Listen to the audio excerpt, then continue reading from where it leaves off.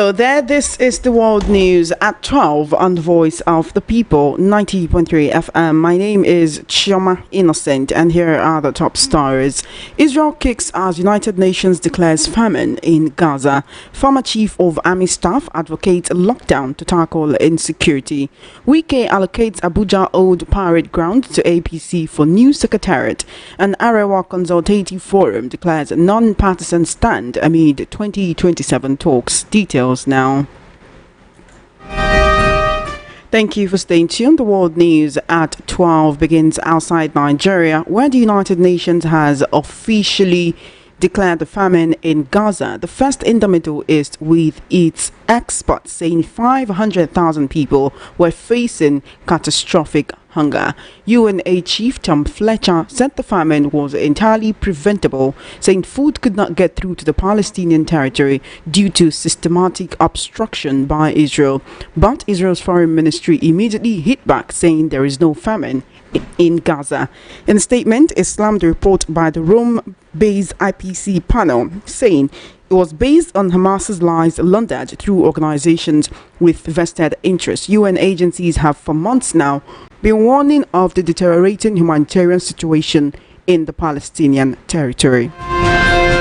In a recent development, former Chief of Army Staff and Nigeria's ambassador to the Republic of Benin, retired Nigerian Army Lieutenant General Tukur Yusuf Burtai, CFR, has advocated for the federal government to replicate the lockdown experience during the COVID-19 pandemic in order to tackle insecurity. He explained that these measures could curb insecurity in the country, reducing it to the barest minimum. Let's take a listen to the former Chief of Army Staff saying this during a monitored television program. Very good point about it. Thank you for raising this issue. You see, or if you can remember, just before I left office, and of course immediately when I left office and was appointed ambassador to the Republic of Benin, I sent a note of warning. Excuse me, that this insurgency, may last longer. I don't want to count the number of years I mentioned. I say it would last longer. It's a sort of a warning that we really need to have a long-term plan. It is not something that you just wish it away, And you see, I want to give an example. Not trying to give any excuse, but the point is, when there are national crises, we need to mobilize everybody, not just the military alone.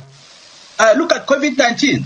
How much was spent? How much was invested into information, into communication, into advertisement, and so on, into palliatives, into a lot of preventive measures. So much. The whole nation was locked down because of COVID-19.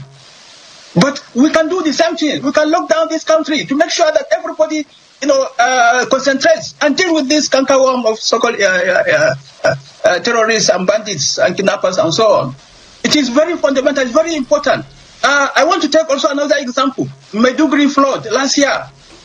The whole country mobilized and supported the Borno state government and the people of Borno to bring relief, to make sure that the people were rehabilitated in the whole of the state. And it helped a lot.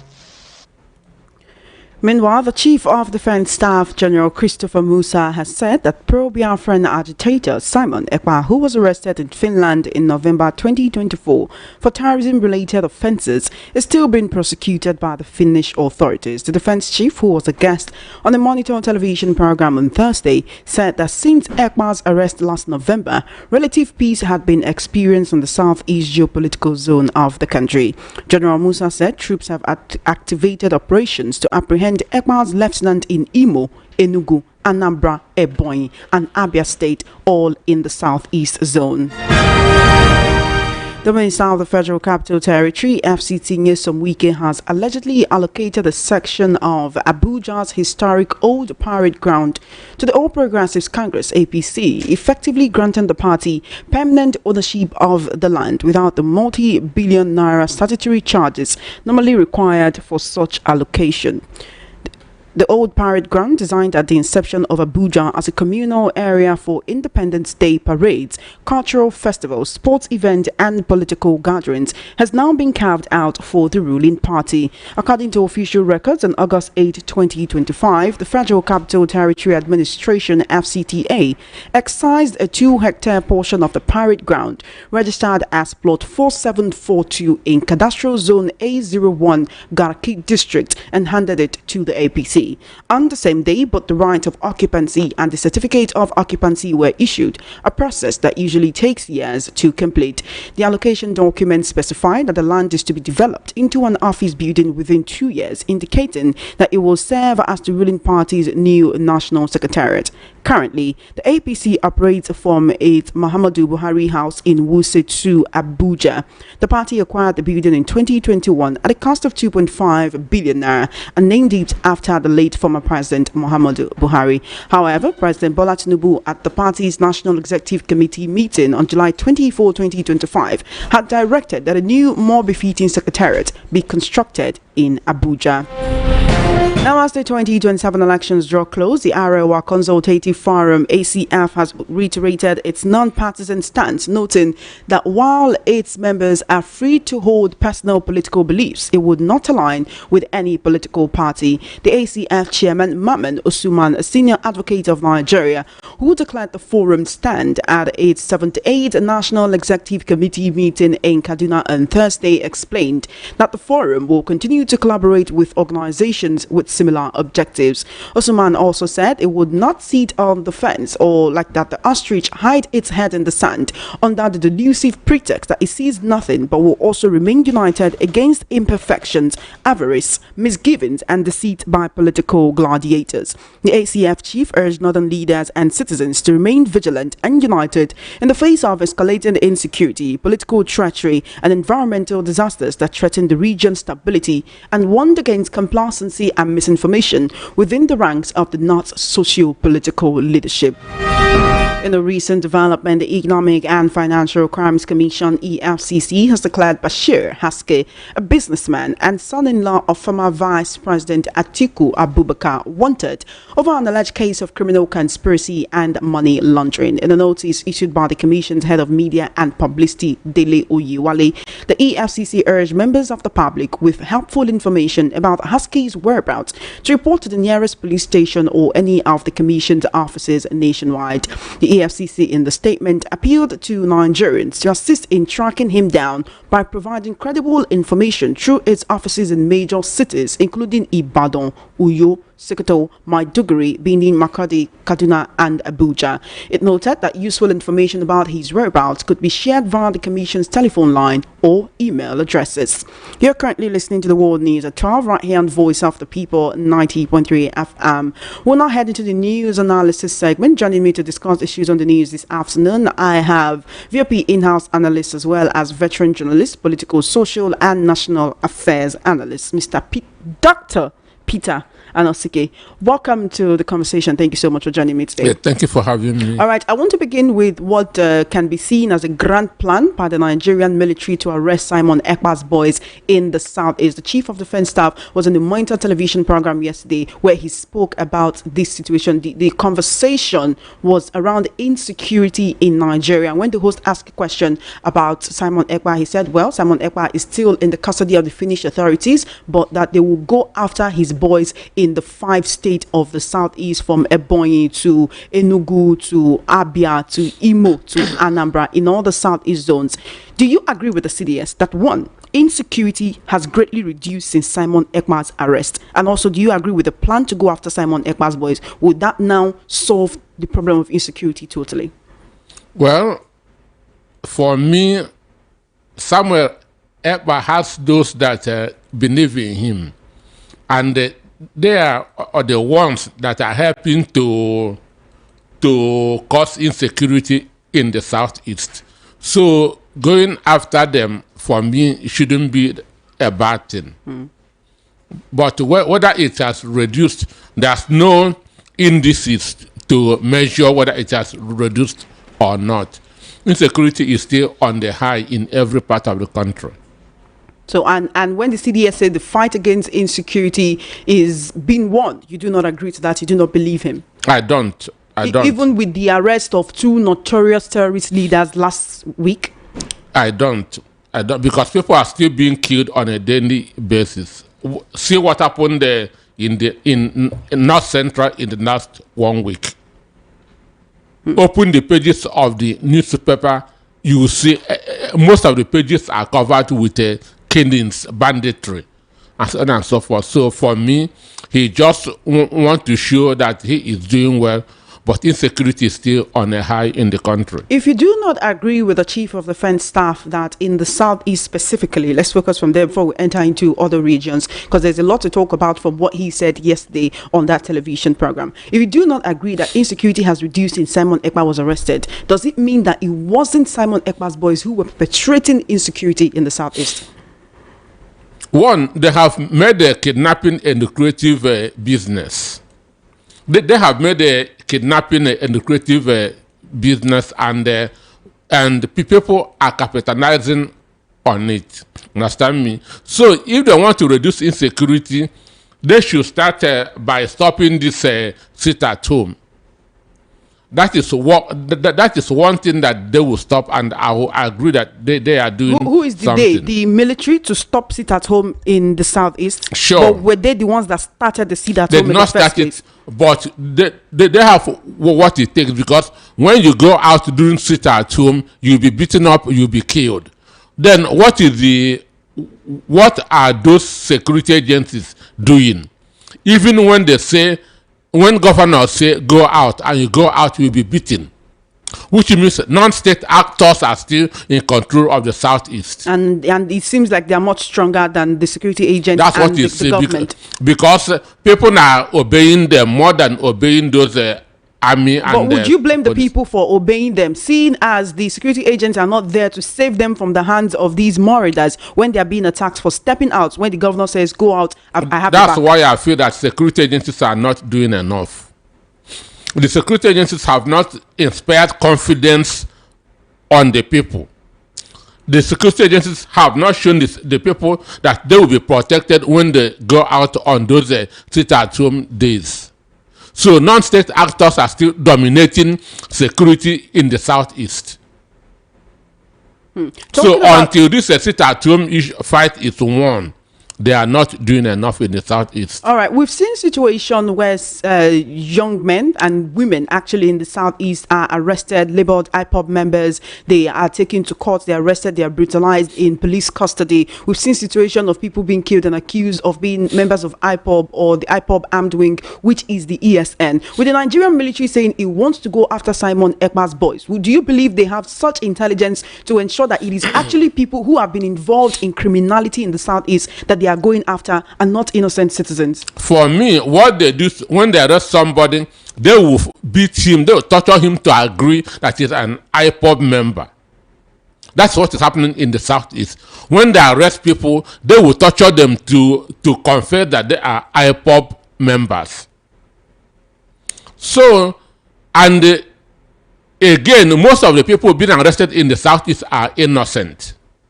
What facts do you have to say that most of the people who have been arrested are innocent? We have had this experiences now. We have had this experience. We have talked about it when even January this year there was one particular case of a media house owner who was arrested and being accused of being an IPOB member. So that is just an aggregate of what is happening in the Southeast. So the Nigerian army are tagging 99% of the youth in the Southeast as IPOB members, which is impossible. So for me, the only IPOB member is the person that you arrest that has an IPOB membership card, or you see his name in their register. So all they are doing is when they arrest somebody, they will torture him to say that he is an IPOB member, and in order to save his life, he will agree And they will now go to press. We have arrested the IPOB members. They have confessed. Just like the bandits and terrorists in the northern part of the country, we see some of these IPOB members actually posting with weapons on social media, posting on TikTok with themselves in the bush with different kind of inciting captions, talking about how they are going to take Biafra by force, how Simon Ekpa is their own God, their Jesus, and all of that. Would you expect the security agents, the military now, to use this technology to weed them out, even though they've not been able to do that with the bandits and terrorists? For me, technology has gone far. That's what is called a deep fake. That's what is called deep fake. Even how someone can pretend to be an IPOB member. You're saying that no knowledgeable youth in the southeast will post himself on social media and tag himself an IPOB member. I say with technology, somebody from Fundani can pretend to be an IPOB member, can say anything. So we can also say that somebody from the southeast can pretend to be a bandit and say anything on social media. Sure. So we don't believe anything until proven. All right. Still on this interview granted by the CDS yesterday, he said that every Nigerian should learn combat skills, should learn self-defense to defend themselves against this terrorist element. He says we have to acquire martial arts like karate, taekwondo, and judo to driving, swimming, and other survival skills, just like they do in the West, where some of these skills, they are not just important, but they are compulsory. What will taekwondo, judo, and karate do against a terrorist that is coming from afar with sophisticated weapons? Chioma, what can karate do for you against somebody who has AK-47? We pay tax for government to protect us. We pay tax for government to defend us. So if I'm to learn judo, taekwondo, it means I will stop paying tax so that I can now hire a bodyguard. Nigerians should stop paying tax since they are now to be defending themselves. So what he said does not make sense. Understand? You cannot, karate, taekwondo doesn't have any meaning to wear somebody who has an assault rifle. It doesn't make any sense. It doesn't make any sense at all. There's nothing that you can do. Even farmers had their cutlass and their hoes, but they still run away from these herdsmen because herdsmen are better equipped. So for me, talking about this martial arts is being comical. He's not being serious at all. All right. Well, we are taking the CDS's statements one after the other and dissecting them. He said the reason for troops' slow response whenever there are issues of banditry is due to bad roads. Isn't that an indictment on the government who is meant to make sure that the roads are good, they are motorable for the people, not even just because of insecurity? For me, that's at times if we should be doing a PR or writing statements for these people. The only reason why they should be snow is to avoid the collective damage, collective punishment. Because in law, they say it is better for 99 criminals to go free than for one innocent person to suffer injustice. That's what is stated in law, that it is better for 99 criminals to escape than for one innocent person to suffer injustice. All right. So in this case, they have to be slow to make sure that innocent people are not being arrested. That innocent people are not being killed. All right. We have heard of Nigerian Air Force bombing innocent people, civilians in their homes. Quite unfortunate. I'm also being joined by Mr. Lawal Ekundayo. He's a political affairs analyst and an educationist. Thank you for joining us today, Mr. Lawal Ekundayo. Good afternoon to you. Good afternoon. Thank you so much. The Chief of Army Staff during the tenure of late former President Muhammad Buhari, I'm talking about Tukur Buratai, says if we are to defeat insecurity in this country, that maybe the federal government needs to lock down Nigeria the way it was locked down during COVID-19 so that they can focus on insecurity and weed out these criminal elements. Do you agree with him? I don't agree at all. Why not? How can you be telling us that you want to lock down the country just like they locked down COVID-19 because you want to fight insecurity? It shows that he's incapable. He's still living in the old days of where they were using arrow and spear to fight. We are living in the modern world where we have technology, we have surveillance aircraft, we have drones, we have satellites that can view and monitor everything that is going on in an area. So why do you need lockdown? You don't need lockdown. What you need to do is to upgrade your technology and your methodology, and then you win it. That's it now. Talking about upgrading the methodology. Hello? I can hear you, Mr. Lawale Kudayo. Yeah. Can you hear me? Yes, I can hear you. All right. He also says that insecurity is a political issue that has now been left for the military to solve. Do you agree with him?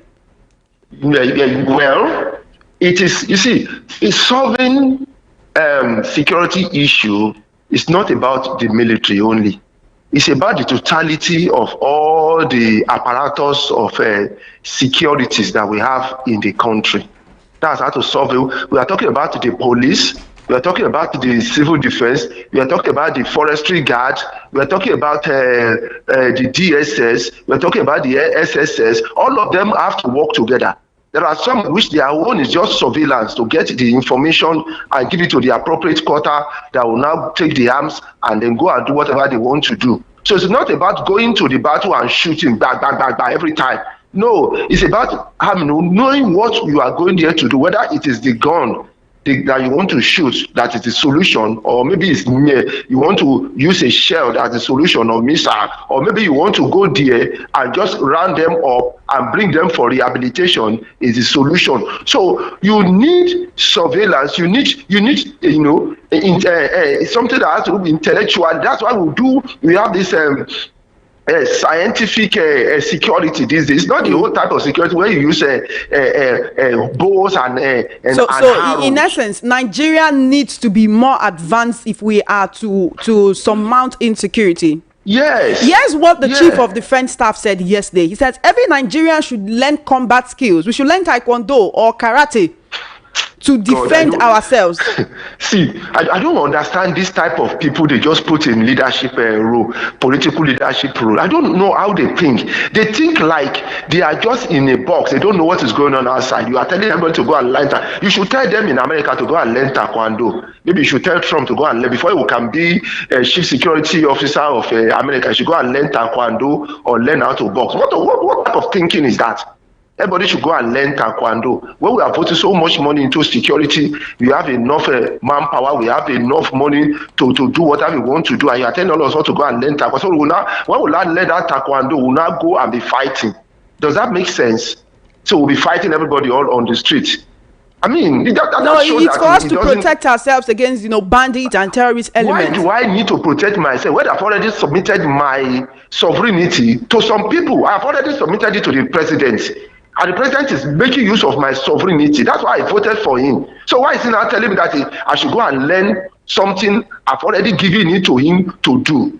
That's why he's paid now. He's the chief security of the country. So you are now telling me that I should come and secure myself. Are you telling me that the president cannot secure me? When I've already submitted my sovereignty to him, I've already submitted it, I've voted for him into the office, and we have already given him all the resources plus financial power to do everything, and you are telling us to come and learn it. So what are they doing there? Mr. Lawale Kundayo, the CDS also says that these terrorists, one way they fund themselves is that they illegally mine gold to sustain their operation. So they have illegal mines. Isn't that also a testament to failure of security on many fronts, where we have people mining on our lands illegally and we are unable to catch them? He also spoke yesterday about that very soon Nigerians will know who the terrorist financiers are. I mean, Nigerians are asking, what about that 400 names given by the UAE that time? Whatever happened to it? When the government is finding means and reasons to give us excuses for us to, they are running on excuses, that's where they come to start telling us all these things. We have already given them the sovereignty. We have already given them the political will, the political power to do all this? Why are they now telling us? We're supposed to be hearing something like they have rounded up all those illegal miners and they are facing prosecution by now. That's what they should be telling, not telling us or excuse that some people are doing illegal mining. We don't want to hear that. We want to hear the action they have taken. We don't want to hear excuse. And when they want to go and catch them, okay, what about those Fulani terrorists that are, capturing areas and taking over it and then, using it as grazing land? And when you want to go and attack, is it not the security apparatus that we have? Okay, we have civil defense that's supposed to be monitoring the infrastructure of the state. Are we not part of the thing they're supposed to monitor? What is their? Well, they are already in the bushes and forests monitoring pipeline and everything. So are you telling me they don't see what is going on? There's a lot of questions we should ask in this country. There's a lot of loopholes in Nigerian government operation that shows that they are fingered for many of these things. Because when you are given all the things you need, you submitted budget and you give the budget is given to you to go and operate, and then you are coming back and telling us what you're supposed to have done. I mean, it doesn't make sense. It's quite unfortunate, Mr. Lawale Kundayo. But thank you so much for your submissions on the news this afternoon. I appreciate you. Thank you so much. Thank you. Okay, you're welcome. You're still listening to World News at 12 right here on Voice of the People 90.3 FM, and sitting right across from me, we still have Dr. Peter Anosike. We talked about this plan to arrest Simon Ekpa's boys in the southeast. We've seen situation where in the northeast and the northwest parts of the country, bandits are arrested, former Boko Haram members are arrested, and they are taken through a process of rehabilitation. Would you expect that this same process should be employed for these ESN boys? Well, you should know that what's happening in the north is not what's happening in the south. Because in the north, those people will come to maybe a community, bomb a community, understand? Those things are not happening. So it's a different situation. It requires a different approach. So what is happening in the south is a kind of a protest, though taken too far. What is happening in the south is like what happened in the south in the days of Asari Dakobo, Tompona, and so on and so forth. So it requires a different approach. And in the Niger Delta, it Delta, requires a different approach. That is that the ESN boys, the Simon Ekpa boys, they don't deserve rehabilitation. I'm coming. I say it requires a different approach. In the Niger Delta, when those people surrender their guns, empowerment scheme was arranged for them. Those who want to go to school should go to school. And today, some of them are pilots, some of them are engineers, some of them are doctors. Why those who don't want to go to school but want to learn vocation were also trained? So this is what I feel should happen in the southeast. Understand? Rehabilitation without equipping you does not make any meaning. They will still go back to what they were doing before. So whoever those that surrender themselves should be empowered. Understand? Because what is happening, this is mainly as a result of idleness. A very busy person will not have time for what they are doing there. That's why it is said that an idle hand or an idle mind is a devil's workshop. If youths are engaged, insecurity would reduce drastically. When you equip the youth, give them work to do, give them something worthwhile to occupy their time, they'll have no time for all these things that is happening on over. All right, from insecurity, let's quickly talk politics. The Arewa Consultative Forum says it is not standing with any party, is not standing with any presidential candidate right now. That as much as it is the Arewa Consultative Forum and they might be expected to align with any northern candidate, but they are not standing with anybody. In fact, they are saying northern leaders and northern citizens should remain vigilant, should remain united, because they have bigger fishes to fry, like insecurity, political treachery, environmental disasters that are threatening the region's stability. And this is what they are more focused on curbing rather than 2027 elections. Well, for me, Arewa Consultative Forum should be a non-partisan organization, because it is like the Ohaneze or the Afenifere. They have people who are in different political parties. Therefore, they shouldn't ally with any political association. But I know by what they are focusing now, we still know where they are going. But it is still too early to make that decision. 2027 is still far. So Nigerians should focus on today. Tomorrow will take care of itself.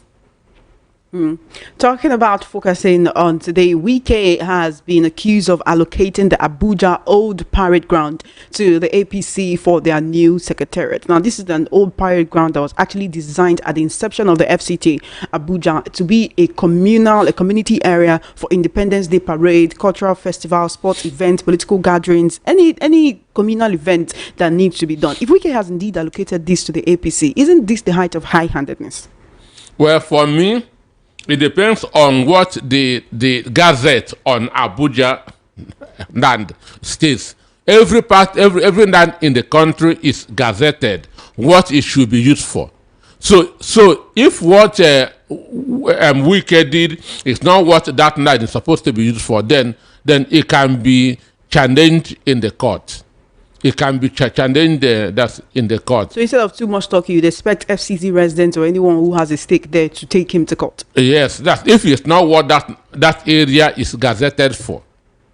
Because every land in any part of the country is on gazette for what maybe industrial, commercial, and so on and so forth. So it depends on what land it is for. He's also been accused of issuing the right of occupancy and certificate of occupancy, a process that usually takes years to complete, on the same day to the APC. Now, you know that the APC still operates from a different office, but President Bola Tinubu, during the NEC meeting earlier this year, said that they will have a more befitting secretariat to be constructed in Abuja. Wike still remains a member of the PDP, even though he's working with this APC administration. Isn't this, at least, would we even say, a blatant disrespect to the PDP? Because he's doing everything possible to help the APC grow and be in power, while the PDP is left to become skeletal.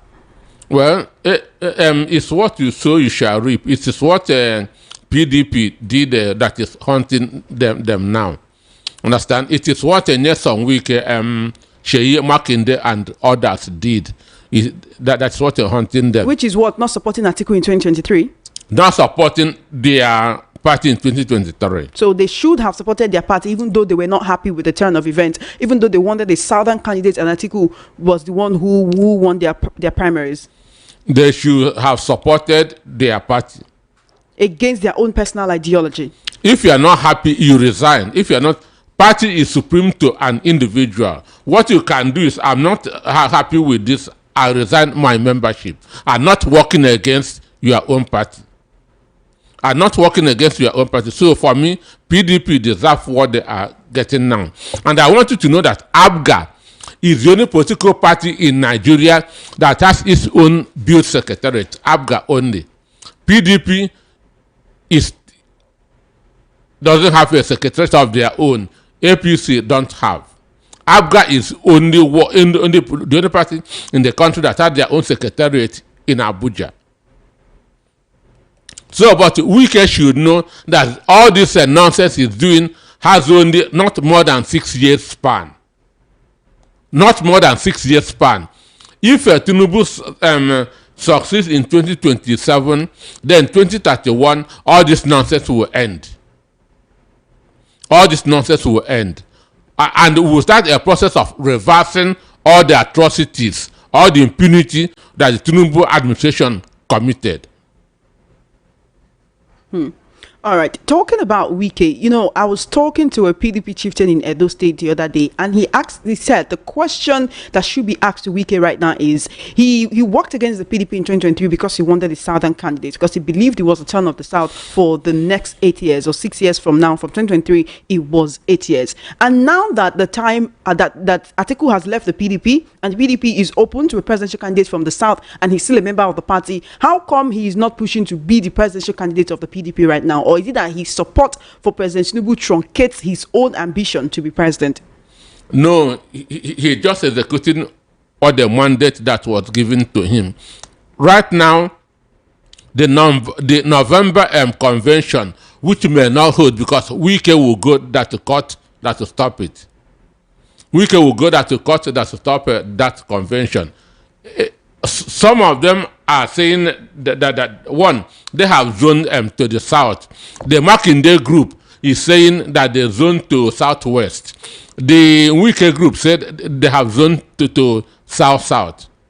And by south-south, Wike can come out as the presidential candidate and on the eve of the nation surrender his mandate to Bonamed Tinubu. Understand me?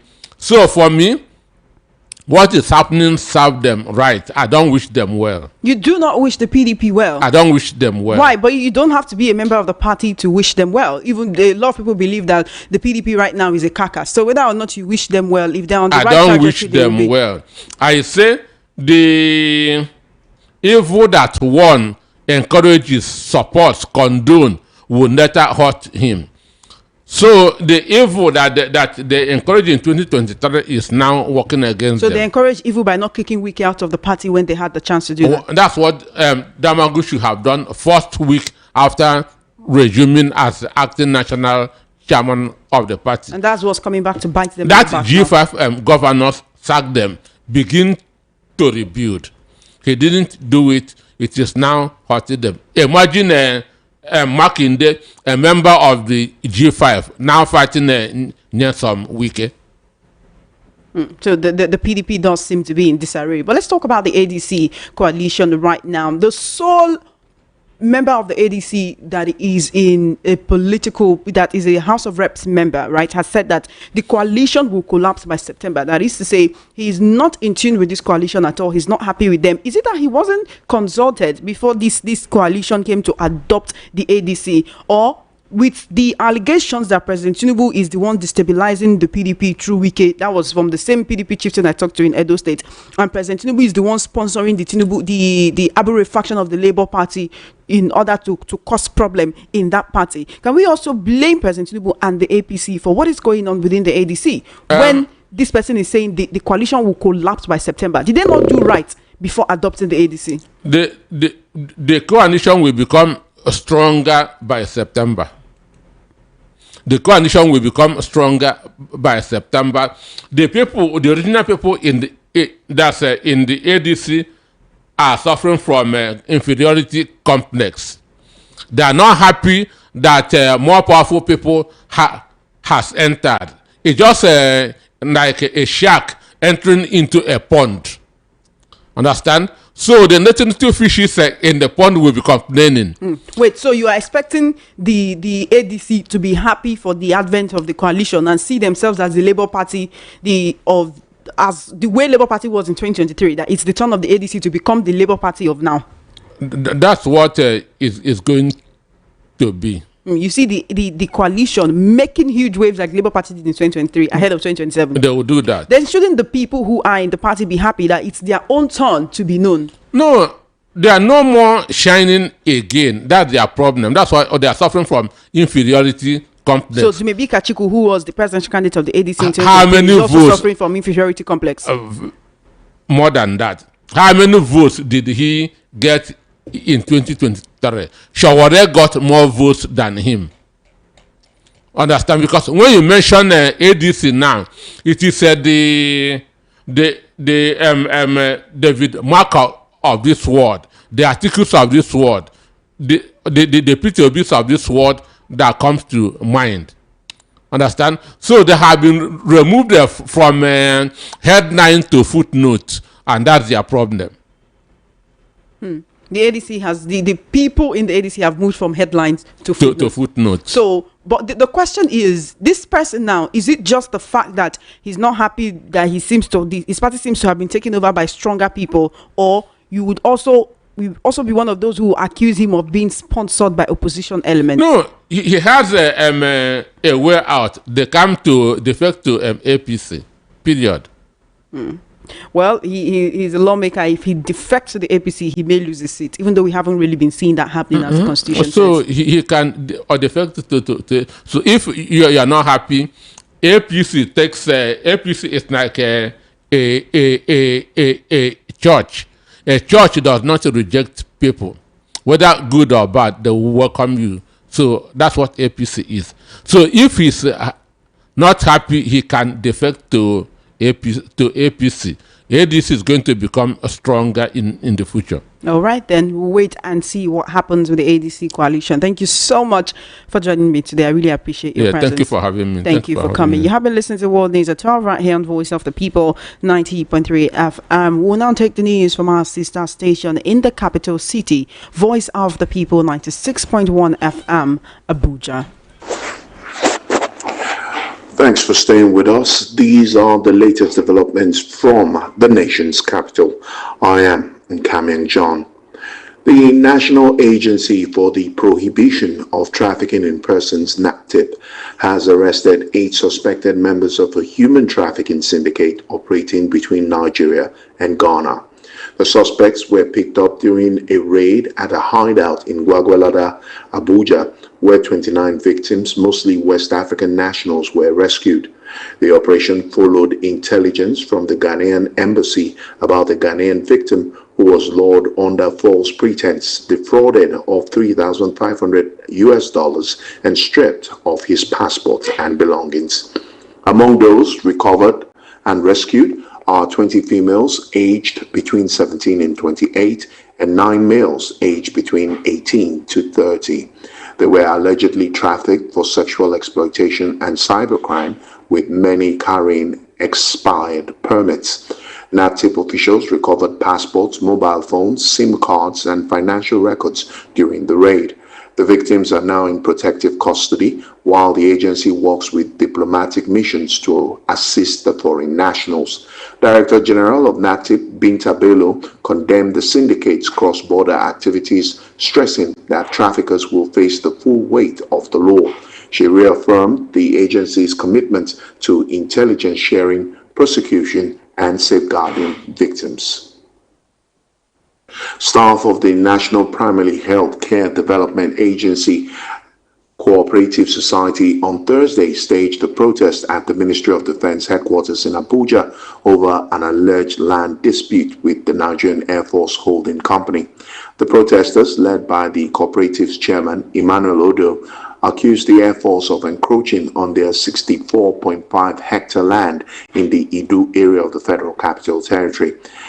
Carrying placards with inscriptions such as "We are all citizens of Nigeria, we have equal rights," and "Chief of Defense Staff, come to our aid."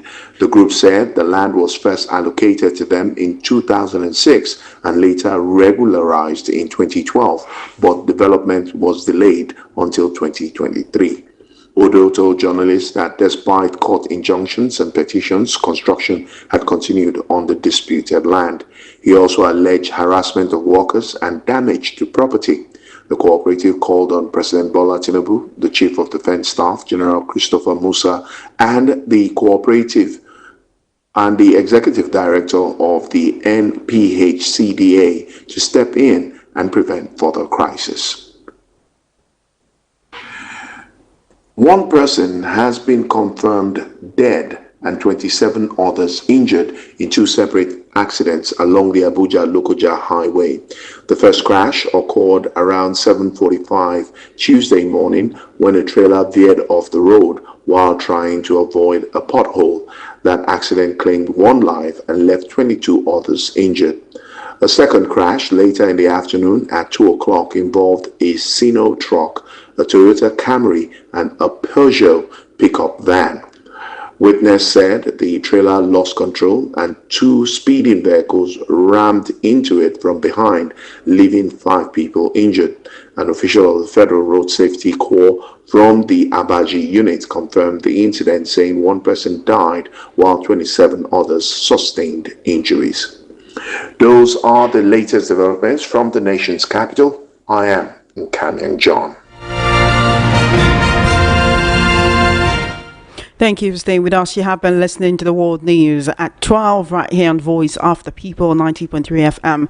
That was the news from our sister station, Voice of the People 96.1 FM Abuja. Just before we wrap up, let's take a look at the top stories again. We heard that Israel is kicked as the United Nations declares famine in Gaza. Former Chief of Army Staff advocates a lockdown to tackle insecurity. Wike allocates Abuja Old Parade Ground to APC for new secretariat, and Arawa Consultative Forum declares non-partisan stand amid 2027 talks. That is a wrap on the World News at 12. My name is Chioma Innocent. Please follow our social media handles at VOP 903 FM. Good afternoon and thank you for listening. Do stay tuned. Matters will be coming up by 1:30 p.m.